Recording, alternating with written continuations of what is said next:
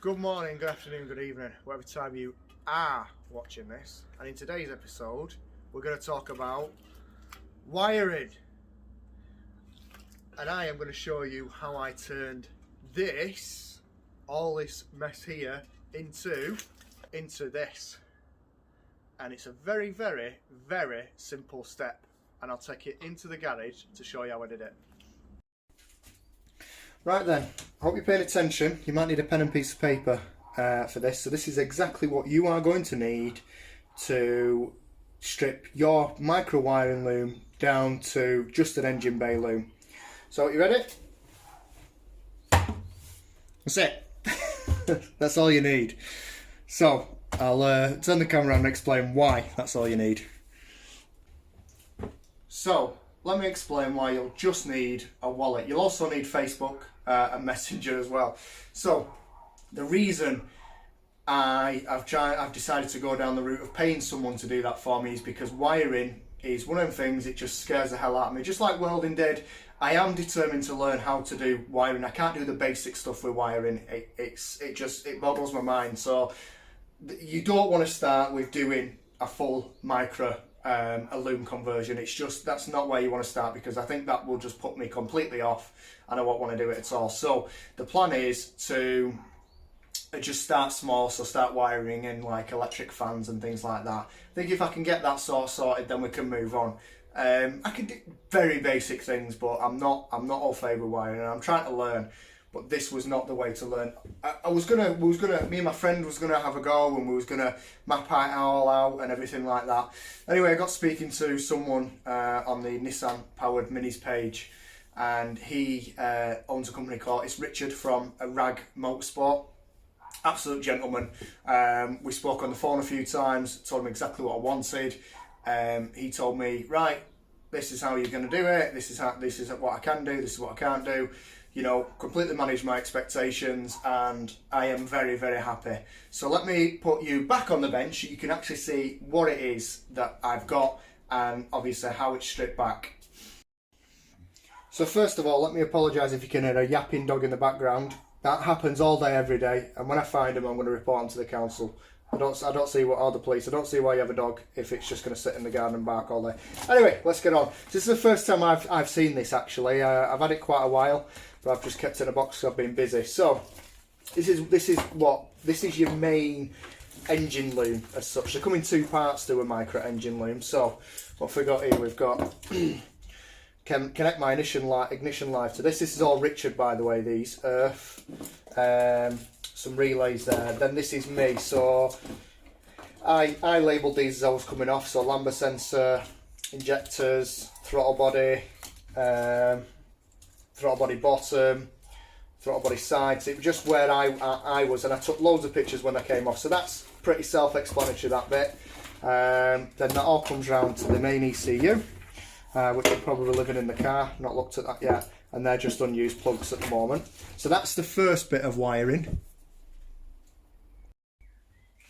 And this is the second bit of wiring. So this is where people get a bit upset and a bit confused. So this is the Siemens, this is the immobiliser basically for the Nissan Micro.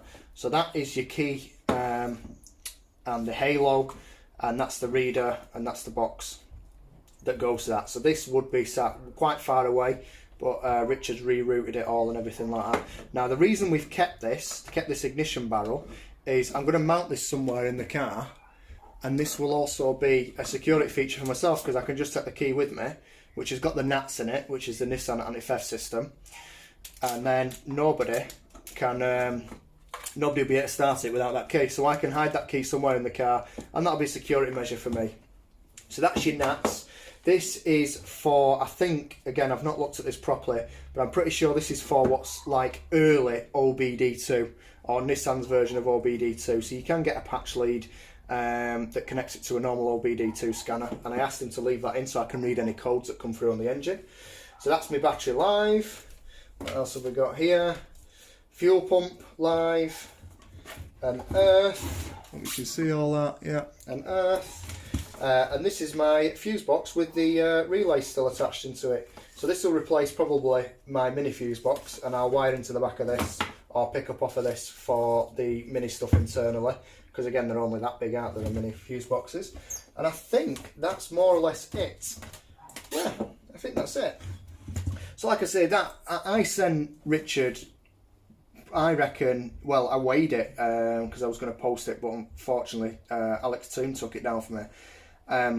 I was going to send this as a full kit to Richard for him to strip back, and I think weighing it in the box, it was just short of 20 kilo. I think it was about 19 point something kilo.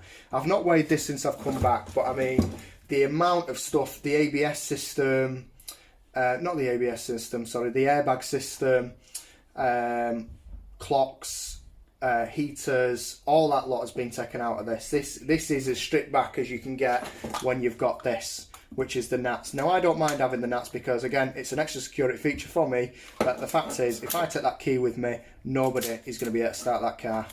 So yeah, so let me go a bit deeper into the reasons why I paid someone to do this, because I don't pay people, I don't like paying people for something I can do myself. This I don't think I could have done myself. I know my skill level and it's certainly not that. Like I said, I want to start with wiring fans in and things like that, and get a bit more challenging and repairs and looking at that and continuity and things like that and fault finding. I'll be scared at the moment, but I'll be confident in that hopefully soon enough. So yeah, know your skill level I think is my thing on there. This is the reason why a lot of projects stop or get sold or stall. This would have stalled. I know it's running slow as it is. I know. I've been busy. So, but that it would have been a lot of head scratching, and it had just been too much work, I think, for me and my friend to commit to and know what we were doing. So you give it to a professional. Richard was absolutely brilliant at Rag Motorsport. I will link his details below because he was absolutely fantastic with me. Right. So then another reason why is value your time. Now for me to do this, it would have taken weeks and weeks and weeks, and this is why I'm saying it would have come to a stop or a halt, or a real go slow, purely because we were just in the background doing wiring, and it mashes my head as it is, and to be able to do the wiring justice and to get it right, it would have taken me a hell of a lot longer than it took a professional like Richard, who he builds, his main thing is building rally cars and things like that, and he's quite well known in the micro scene. So this thing is, and we've spoke a few times, and the confidence he had in himself, and I don't mean that as a bad thing, I just mean in what he was doing and what he could do. It was a no-brainer to send it to him. For what it cost me, it was so worth it. So yeah, what I'll do now is I'll actually include some clips that Richard sent me of it actually connected to his car to show me it was running. Hey Alex, this is Richard. Just to prove that I've got your Loom already. Sorry about not fighting. This is the running data. Obviously shows you coolant,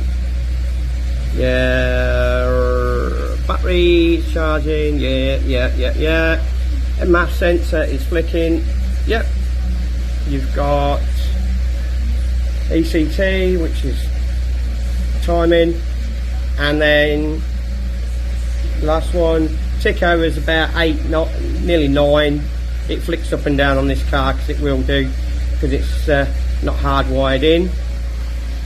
As you can see, it probably looks a little bit of a mess, but there's a fuse box with the diagnostic plug, as you can see. Fuse box there, and then as we've said, I've left the key in the transponder and then just wired it all in.